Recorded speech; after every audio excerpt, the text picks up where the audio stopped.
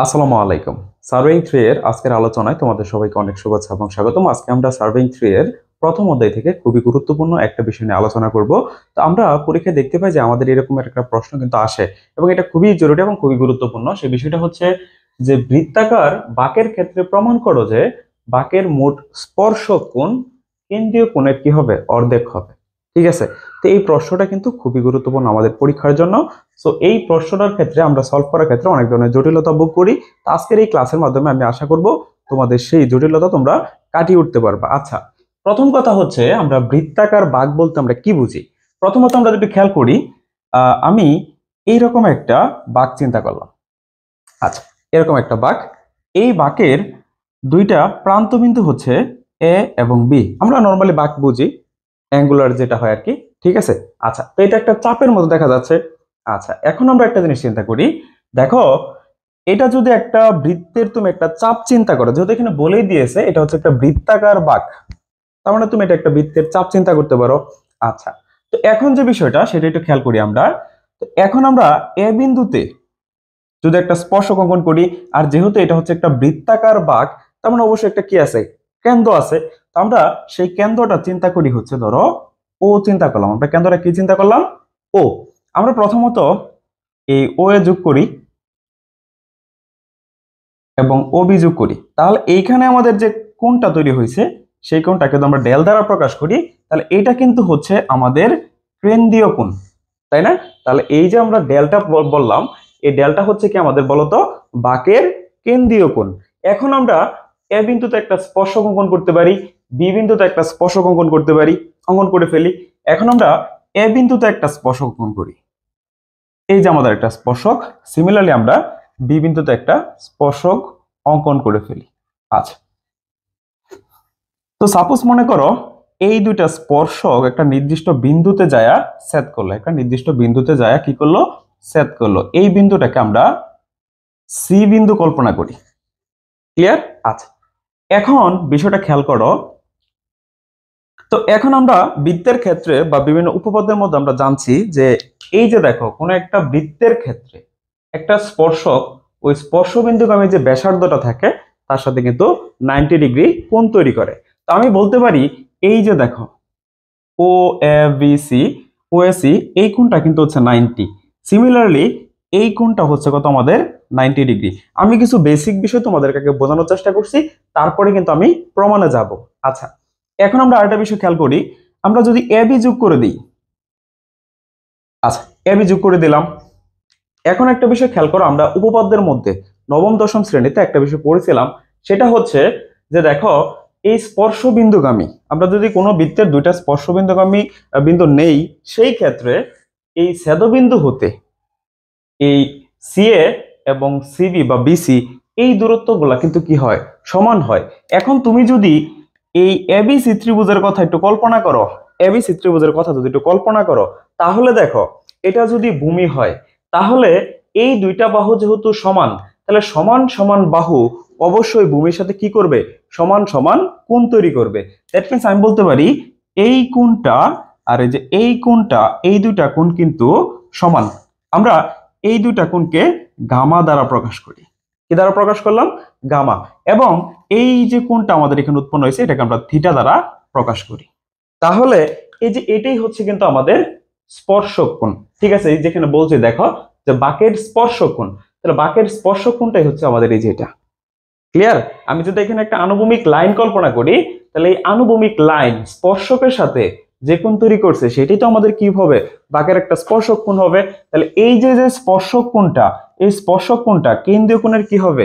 অর্ধেক হবে। That means আমাকে প্রমাণ করতে হবে gamma is equal to del divided by 2। এই যে এটা মূলত তোমাকে প্রুফ করতে হবে। ক্লিয়ার? আচ্ছা, এখন আসো আমরা মূল প্রমাণে যাই।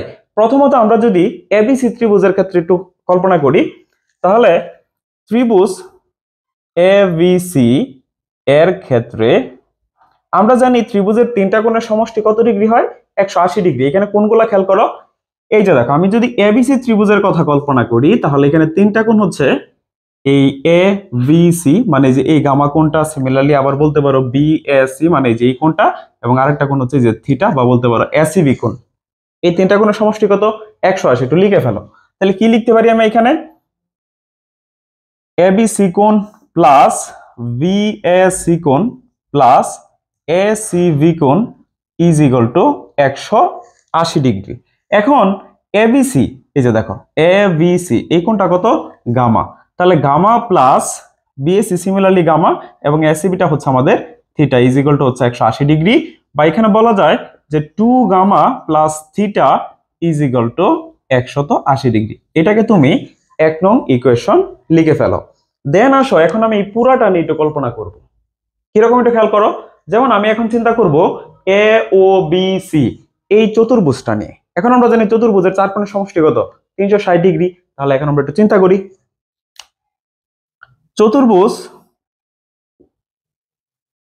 চতুর্ভুজ এ ও বি সি এর ক্ষেত্রে কি লেখা যায় বলো তো? দেখো এখানে কি কি কোণ তৈরি হয়েছে। একটা কোণ হচ্ছে এ ও বি কোণ, মানে যে এই কোণটা। তারপরে ও বি সি, মানে যে এই কোণটা, ঠিক আছে? ও বি সি কোণ প্লাস ভি সি এ কোণ, বা এটাকে তুমি এসিবি কোণ বলতে পারো, কোনো সমস্যা নাই, জাস্ট মাঝখানে থাকলে হইলো। আর লাস্ট হচ্ছে আমাদের ও এ সি কোণ সমান হচ্ছে আমাদের 360 ডিগ্রি। খেয়াল করো এ ও বি এটাকে আমরা কি দ্বারা প্রকাশ করি? ডেল দ্বারা। তো এই কোণটা হচ্ছে আমাদের ডেল, এটা আমরা মনে রাখলাম, এটা হচ্ছে আমাদের কেন্দ্রীয় কোণ। তারপরে দেখো ও বি সি, এই যে আমি প্রথমে বলে রাখছিলাম ও বি সি, এটা হচ্ছে আমাদের স্পর্শবিন্দু, এটা হচ্ছে আমাদের ব্যাসার্ধ, এখানে একটা স্পর্শক। দ্যাট মিন্স এই কোণটা হচ্ছে আমাদের কত ডিগ্রি?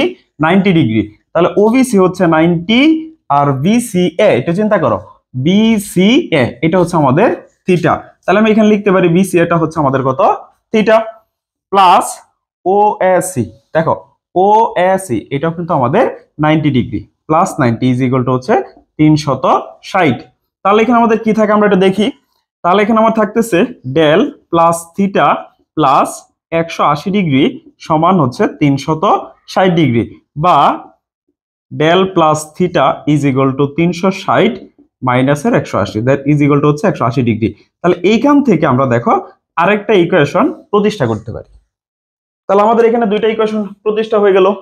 এখন একটা বিষয় খেয়াল করো যে 2 গামা প্লাস থিটা এটার যোগফল কিন্তু 180, আবার এই যে ডেল প্লাস থিটা এটার যোগফল কি? 180। যেহেতু দুইটারই তোমার যোগফল 180, দ্যাট মিন্স আমরা এখানে বলতে পারি যে এই যে 2 গামা প্লাস থিটা এবং ডেল প্লাস থিটা এই দুইটা পরস্পর সমান। তাহলে 1 নং এবং 2 নং ইকুয়েশন তুলনা করে তুমি কিন্তু এই কথাটা বলতে পারো। তাহলে আমি এখানে লিখে দেই 1 ও 2 নং সমীকরণ থেকে কি লেখা যায় দেখো, 2 gamma plus theta is equal to del plus theta. এখন তুমি যে কাজটা করবা, এই যে এখানে যে আমাদের থিটাটা ছিল এটা আমরা ওই পাশে নিয়ে যাই। তাহলে ডেল প্লাস থিটা মাইনাসের theta, plus theta minus theta cancel. তো এখানে আমাদের থাকতেছে হচ্ছে 2 gamma is equal to del, বা গামা ইজ ইকুয়াল টু হচ্ছে আমাদের ডেল বাই 2। এই যে দেখো এটি হচ্ছে আমাদের মূল প্রমাণ বা প্রুফ, ঠিক আছে? তো এটাই কিন্তু আমাকে প্রমাণ করতে বলছে। কি প্রমাণ করতে বলছে? যে gamma is equal to del by 2, অর্থাৎ এখানে বলছে যে আমাদের স্পর্শক কোণটা কেন্দ্রীয় কোণের অর্ধেক হবে। অথবা তোমার একটু চেঞ্জ করে আসতে পারে। কিরকম আসতে পারে দেখো, আসতে পারে এই কথাটা আসতে পারে যে কেন্দ্রীয় কোণটা মোট স্পর্শক কোণের দ্বিগুণ, ঠিক আছে? তখন কিন্তু তোমাকে এইটুক লিখলেই হয়ে যাবে। তো আশা করি আজকের ক্লাসের মাধ্যমে তোমরা কিন্তু এই প্রমাণটা খুব সহজেই শিখতে পারছো এবং বুঝতে পারছো। তো এই ছিল আমাদের আজকের আলোচনা। সকল ভালো থাকো, সুস্থ থাকো, আল্লাহ হাফেজ।